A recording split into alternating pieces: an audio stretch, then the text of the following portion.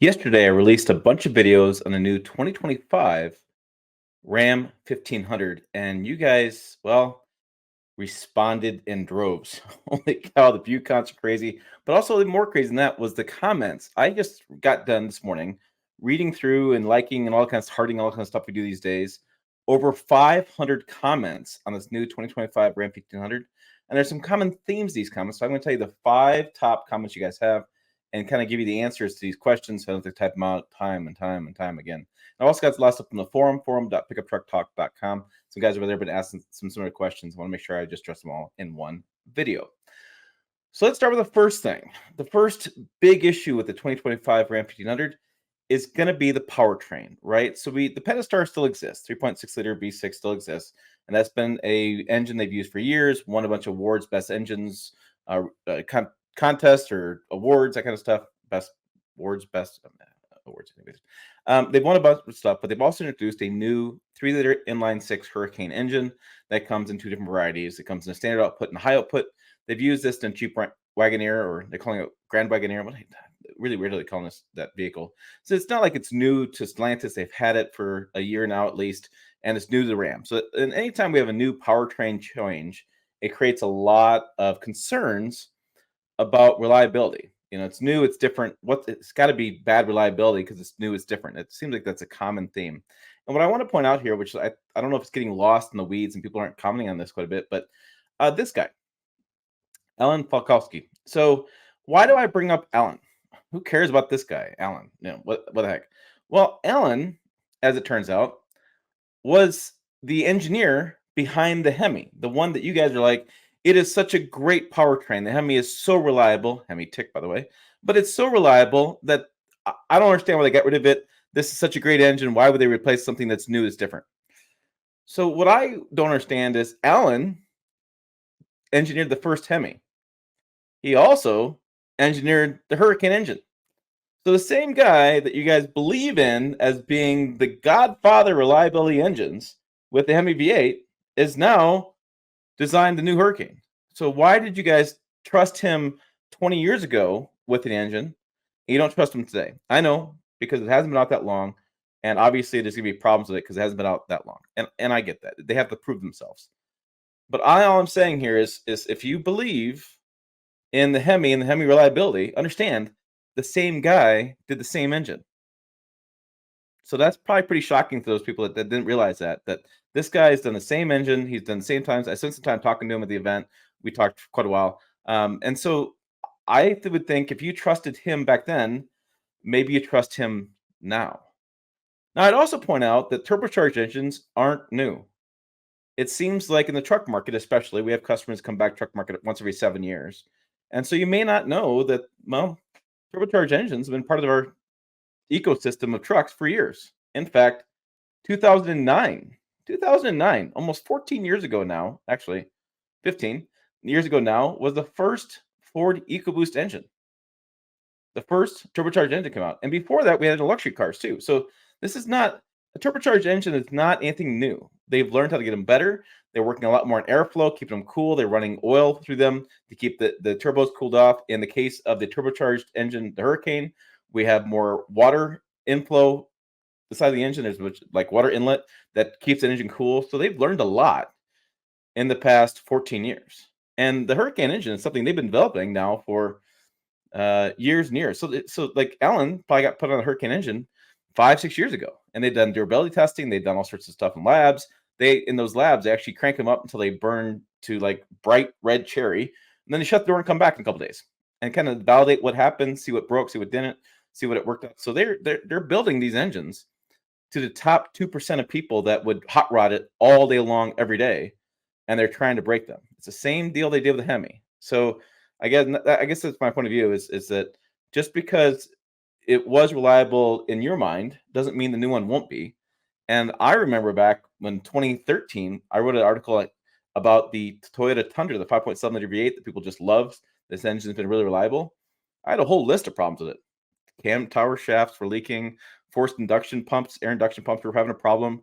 I mean, so there's been a lot of issues that come out with new model year. I get it. The new Tundra, the new 3.5 liter twin turbo Tundra, There's been a few engines that have gone bad. Statistically, it's like 0.005%, but because they've gone bad, it proves the point that that engine's not reliable to some people. And I'm flummoxed by this a little bit because a V8 engine, you can look around the forums and such. There's plenty of guys with V8 engines that are on flatbeds heading to the dealership to get new engines put in. It just happens. A roll of dice. Sometimes you get a good one, sometimes you get a bad one. So what goes on with that? Another thing I want to get to that's been talked about quite a bit is the fact that Ram has a bunch of, according to many folks, 2023 models and 2024 models sitting on dealership lots. And because Ram's got a bunch of these trucks in dealership lots, it means they're going to go under with the new truck because it's like, why would you offer a new truck when you can't sell the old one? That's the thinking, right? So let's take a step back and understand the corporate and dealership model, right? So I worked at different franchisees over the years in my earlier years, and dealerships are franchisees.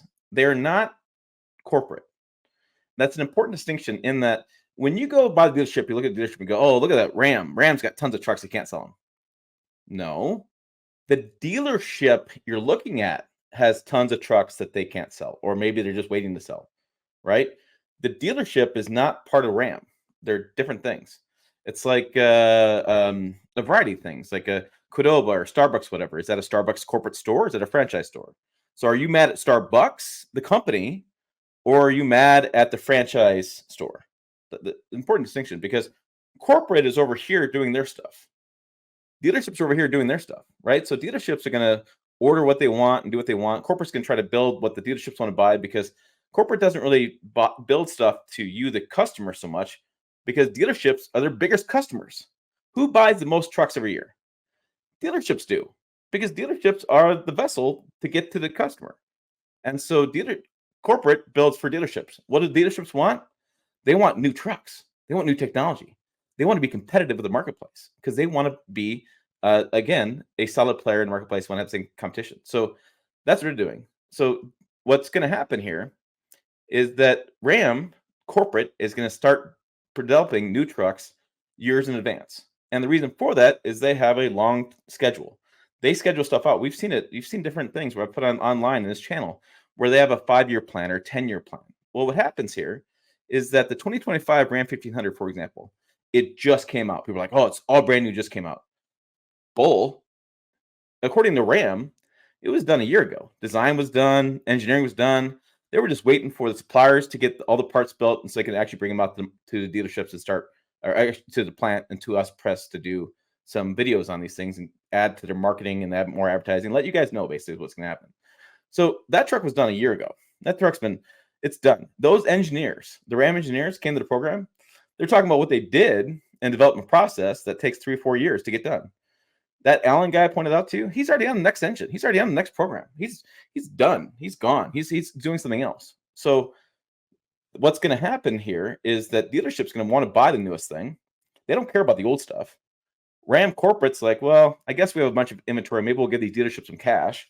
They'll put cash in the hood and get rid of it. And it's like these trucks are in clearance. It happens every year. Every time a new truck comes out, you'll see a supply of the older truck climb because they're pushing out the last of the parts, last of the supplies. They're building all the last ones they possibly can because they want to change over. They want a product change over. That's another reason why Ram corporate can't go, oh, we have a bunch of trucks. We better slow down our development process. That's impossible because the suppliers are already getting ready for the new truck. So think of it this way. If I'm Ram corporate, I'm the Ram CEO, Tim Kanuskis. I need a bigger, he's kind of a stocky guy. But if I'm Tim, and I am Tim, but anyways, stay with me here. If I'm Tim, I'm going to go, hey, if I give the dealerships a couple $1 million in incentive cash to put on these trucks to sell them faster, okay, I can do that. Or I can delay the new truck coming out, and that's going to cost me billions in delays. I got supplier contracts that I can't void. I got manufacturing plants I have to idle and not have production. I have all the mom and pop spots, the mom and pop delivery, the semi trucks that deliver these trucks to dealerships. Those company contracts all go down. I have all of the parts I'm building for an inventory for used parts. They all go down. I got an engine now. I have the engine plants can slow down. I have the ZF contract I have with ZF to build it, have the transmission. That all goes backwards. I pay fines for all these delays. It's going to cost me billions and billions if I delay this vehicle, or I can give them some cash in the hood and they push them out. What would I rather do? I'd rather put cash in the hood, right? I'd rather get rid of these things from a Ram corporate standpoint. Do I really care that dealerships have a ton of inventory in the lots? No, I kind of think it's a good thing, right? Customers feel like they got a hell of a deal. They're online typing about how great the RAM is because they got 10 grand off and it's a great deal. That's great, fantastic. I don't care. I don't. Ram's point of view, sale is a sale, right? So in when I do the media reports on the U.S. sales, right? A sale is a sale. Is it a 24 or 25? Does it matter? No. What's stock market see? What do investors see? They see I sold a lot of volume of trucks again. Okay, cool. Does anybody care it's a 24, 25? No.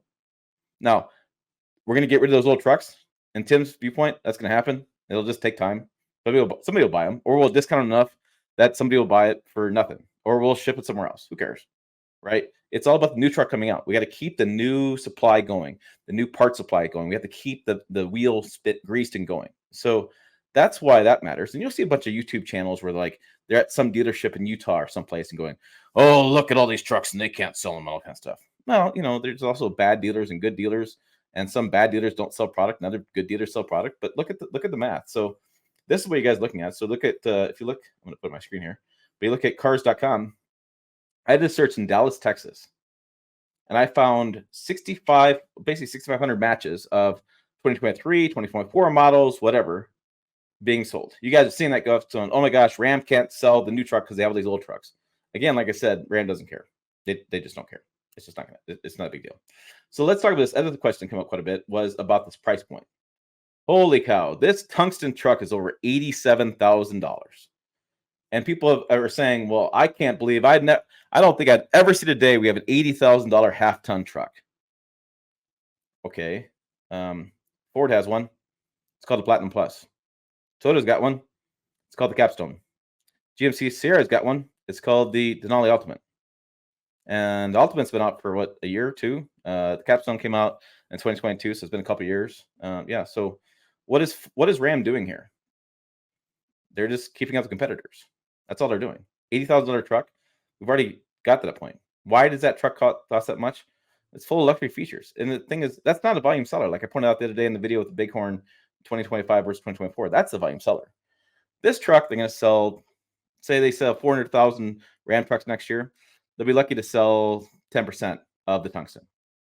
They don't care.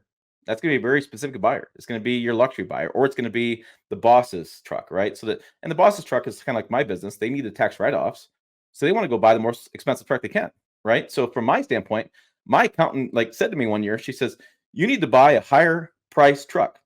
You need to spend more money to get a better tax savings, because when I spend more money, I can write off more of the money, and I write off more of the truck, and I can save more in taxes. So if I go from $80,000 truck to $90,000 truck."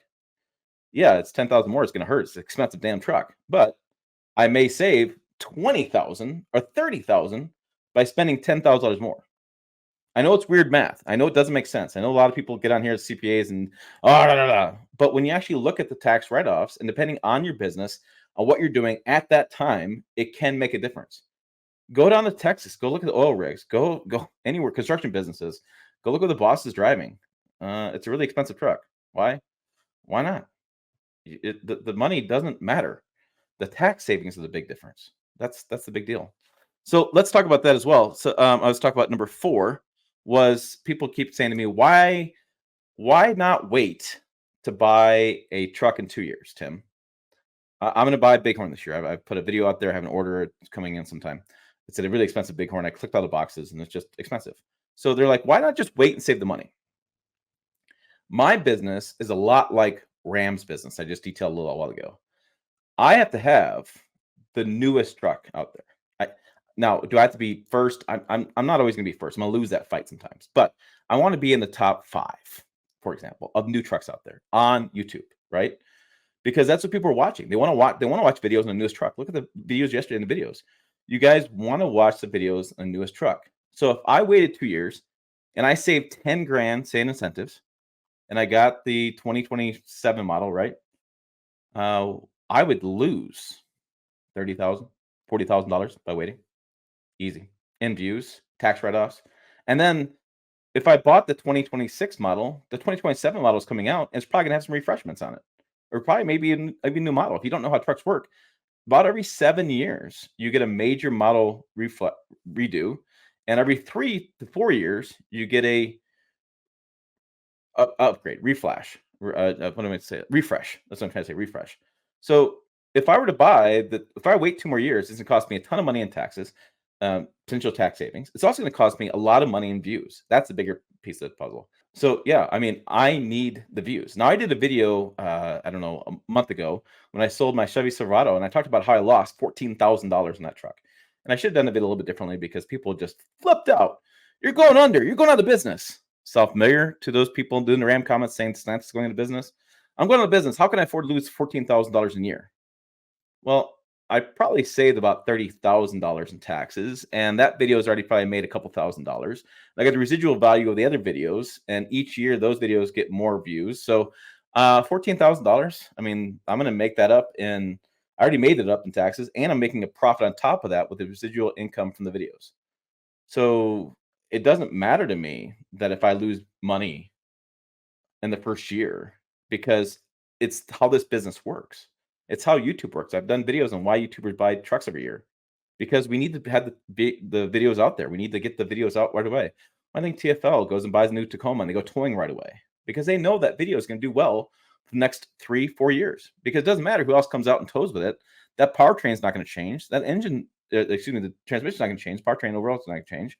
So that video's got lots of what we call evergreen content to it, in that it's always going to be fresh until the next engine change comes out, and then they'll go buy it and do a towing test, and they'll be updated on that one. So that I mean, that's how the business works. Is that if somebody's going to search for how the Toyota Tacoma tows, they're going to find TFL's video first, and they're going to watch that video first because they were the first ones to get it out, and it's going to last for a long period of time. So that's how YouTube works. I can't wait. It would cost me so much more money to wait because you have to be somewhat fresh with the content, and you have to keep things going. I mean, I can't wait to get the Ram.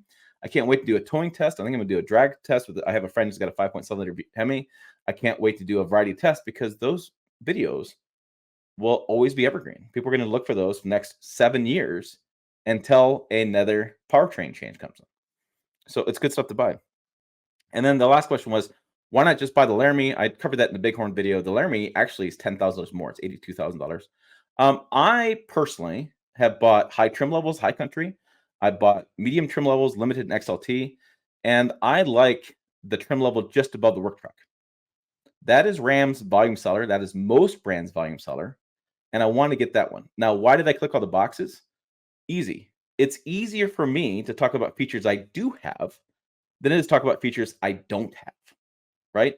So I want to get Ram boxes. I want to get the multi-flex tailgate. I want to get not flex, that's Chevy, the multi-tailgate. I want to get the panel moonroof. I want to get this. I want to get that. I want to get this because I can do separate videos on those features. And then you guys can watch the videos and go, hey, I know Tim's got a Bighorn that he checked all the boxes with. I want to buy a Bighorn, but I don't need all those features. I wonder if those features are worth it. Or maybe I just want to see what those features are. Well, then you come to the video and watch the video and you go, okay, well, hey, the dual panel sunroof, it's going to cost me some payload. It's going to cost me some money. I got to figure out what I'm going to do. That makes you an informed consumer. And that's my role. That as a journalist on YouTube, which is shocking, I know. That's my role, is to make you an informed consumer. So I want you guys to be informed. And so but if I put it out there for all these videos, here's all these features. You guys can sit back and go, I want that one. Or, how does the truck tow? Well, let's see, he's got 392 rear axle ratio. Okay, towed. You got that fuel economy. I mean, what's transmission temperatures? I got the iDash gauge for that. I got the GoPro cameras for that. I mean, I can show you everything about that truck, so that when you go out and buy it, yeah, you're an informed consumer. Now, that also means I'm the person out there. Will resale be an issue? Probably. Who cares? I mean, do I take a bath resale? Nah, I don't care. As long as I get out of the truck and I'm even, that's all I care about. Because eventually, like I said, tax savings and the residual income, I make a profit. So those are your top 5 questions I got for the channel. Last couple of days on the videos. I'm going to do some more videos today on the Ram because you guys are really liking the content. And I had a bunch of videos when I put them out there. So make sure you check those out as well. I have a whole playlist on the 2025 Ram 1500. Lots of goodies. So check out the forum at pickuptrucktalk.com. It's on the website, pickuptrucktalk.com. Other videos over here.